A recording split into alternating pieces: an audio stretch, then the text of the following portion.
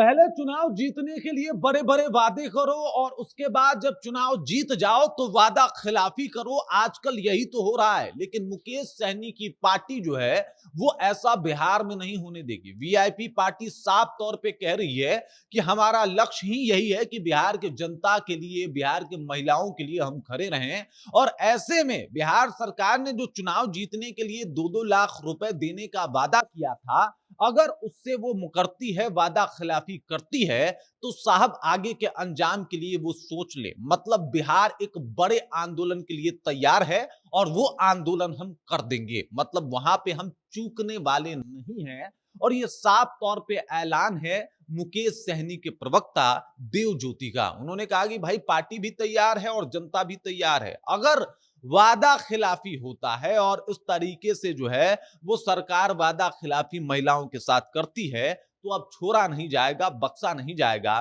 बल्कि अब की तो आंदोलन होगी। और आंदोलन ऐसा होगा जिसे देखने के बाद बिहार के सत्ता में बैठे हुए तमाम लोग थर्रा जाएं। पूरी कहानी आपको बताएंगे कि किस तरीके से 2-2 लाख रुपए देने का वादा किया गया और अब किस तरीके से मुकेश सहनी साफ तौर पे आके कह रहे हैं कि भाई साहब अब वादा खिलाफी नहीं चलेगी, बल्कि वादा किया है तो निभाना भी पड़ेगा। और अगर नहीं निभाया तो साहब फिर जो होगा अंजाम उसको भुगतना भी पड़ेगा। सबसे पहले तो एक नियम ऐसा भी होना चाहिए कि सरकार में आने के लिए जो जो वादे किए जाए, और अगर कोई सरकार में आ जाए और वादा खिलाफी करे तो तत्काल जो है उसको इसकी सजा दी जाए। पूरी कहानी क्या है इसके ऊपर विस्तार पूर्वक चर्चा करेंगे। मुकेश सहनी किन आंदोलनों की बात कर रहे हैं, और अगर मुकेश सहनी ने आंदोलन छेड़ा तो वो जन आंदोलन कैसा होगा, आंदोलन वाला मसला ही आखिरकार क्यों आया, इन तमाम मुद्दों को विस्तार पूर्वक समझेंगे, जानेंगे। लेकिन उससे पहले मेरा परिचय जान लीजिए।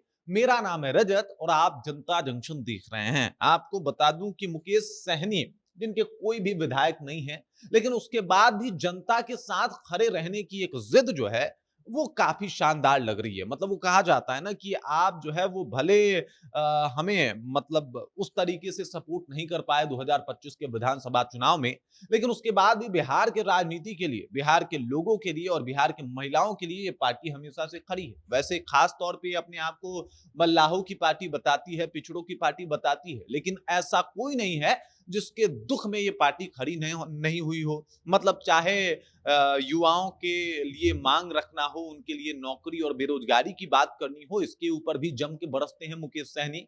या फिर अगर महिलाओं के साथ कोई वादा करके वादा खिलाफी करे, उसके ऊपर भी जम के बरसते हैं मुकेश सहनी। सबसे पहले तो इस बात को समझना होगा कि साहब हम वोट देते वक्त एक वोटर थे या फिर एक लाभार्थी बन के रह गए थे। वोटर और लाभार्थी में थोड़ा सा फर्क होता है और इस फर्क को आपको समझना पड़ेगा। हमें 10-10 हजार रुपए दे दिए गए और इस वजह से हमने वोट कर दिया, ये लाभार्थियों का गुण है। लेकिन हमें अगर कुछ बेहतर नहीं दिख रहा है और आप हमें चाहे पैसा दें या लालच दिखाएं, उसके बाद भी हमने वो सोच के वोट किया कि चलो भाई साहब बिहार का विकास और डेवलपमेंट किस दिशा में है, तो शायद हम वोटर हैं। और ये जो मतलब एक छोटी सी पतली धुंधली लाइन जितना फर्क है, जब ये इंसान भूल जाता है तो वो वोटर से तुरंत लाभार्थी हो जाता है, जिसमें वो बिहार के विकास को बाद में और अपने स्वार्थ को पहले देखता है। हालांकि चुनाव आजकल इन्हीं मुद्दों पे हो रहे हैं, और अगर इन्हीं मुद्दों पे हो रहे हैं तो कम से कम वो मुद्दा भी तो पूरा होना चाहिए। अब देख लीजिए, देव ज्योति जी का कहना है कि साहब ये जो हो रहा है वो गलत हो रहा है। वादा करके वादा खिलाफी हुई तो ये बर्दाश्त नहीं किया जाएगा। एनडीए नेताओं ने प्रदेश की महिलाओं को 10-10 हजार रुपए की सहायता राशि देकर बड़े बड़े वादे किए थे तथा भरोसा दिलाया गया था कि आगे चलकर महिलाओं को और 2 लाख रुपए दिए जाएंगे। लेकिन चुनाव समाप्त हुए 6 महीने से अधिक समय बीत जाने के बाद भी सरकार अपने वादों को पूरा करने में पूरी तरह विफल साबित हुई है। वीआईपी पार्टी के नेता देव ज्योति ने कहा है कि चुनाव के समय महिलाओं को आत्मनिर्भर बनाने, रोजगार उपलब्ध कराने और आर्थिक रूप से सशक्त करने के नाम पर बड़े स्तर पर प्रचार किया गया।